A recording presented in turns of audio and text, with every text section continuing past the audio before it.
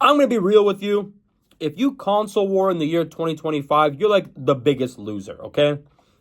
What sparked this video for me was, I like to browse Instagram and Twitter. I'll see like a trailer for a video game. Cool. You watch the trailer, you want to discuss what you saw in the game trailer in the comments, but instead you see, well, my plastic box is better than yours. Mine's better than yours. It's like, bro, grow up. I've never understood that. Defending a plastic box or a corporation, unless you're an investor, you should not say anything. You're a consumer. You know what I mean? Play the games and be quiet. Brief history.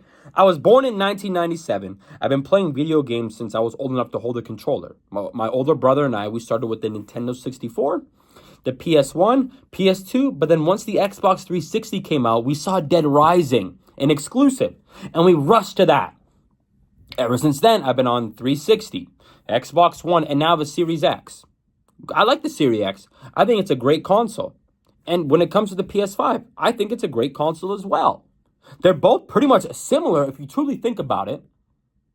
Games on both consoles, they pretty much look the same. You can't deny that. There's not one that looks significantly better. You cannot deny that, bro. Yeah, the PS5, I think it has a cool controller. I've never held one, but it looks cool. That's a nice feature. Xbox has quick resume, a really great feature. You know what I mean? There's pros and cons to both sides, which is fine. But with it being 2025, we have a lot of games that are cross-play, which is great. I have friends on Xbox, PC, and PS5. Nice. Let's all play together. I don't have to shell out $500, $600 just to play with you. Great. You know what I mean? Because at the end of the day, I think it's the features that should be selling more. I think we should get rid of exclusive games as a whole and let's all play the same game. You know what I mean? I think that's how companies would make more money. Xbox started doing that, which I admit, it kind of bothered me at first. It's like, how is this game going there? But then a few minutes later, I'm like, you know what? Great. Let Gears of War or whatever go there. It increases the population of people playing it. More people get to play a game that I enjoy. Great. You go online, it's populated again, the lobbies. Great. You know what I mean? So it'd be nice to have some PS exclusives on Xbox because, they're pretty much porting them all on PC. Let's be real here. A lot of PS and Xbox exclusives are on PC now.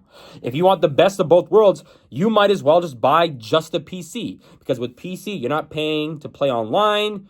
There's a lot more games on there. There's more freedom, like modding and all that, and much more with PC gaming.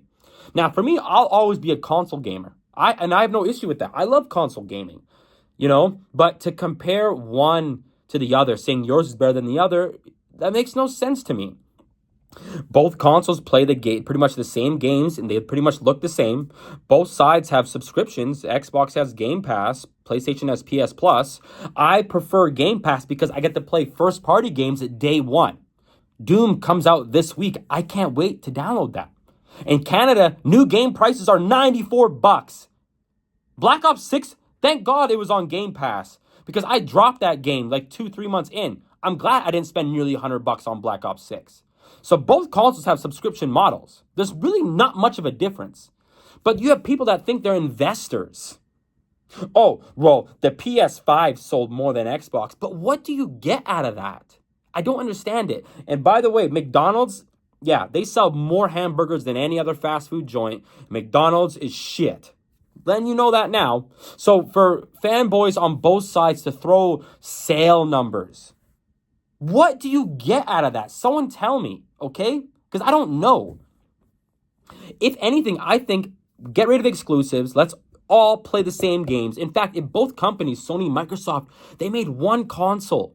Put the features from both sides. Quick resume and all the other Xbox features into this console.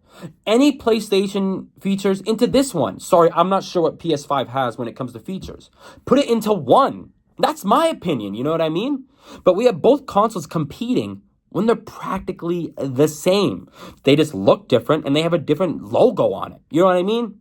So for people to defend a plastic box, wow, that is just sad and pathetic, okay?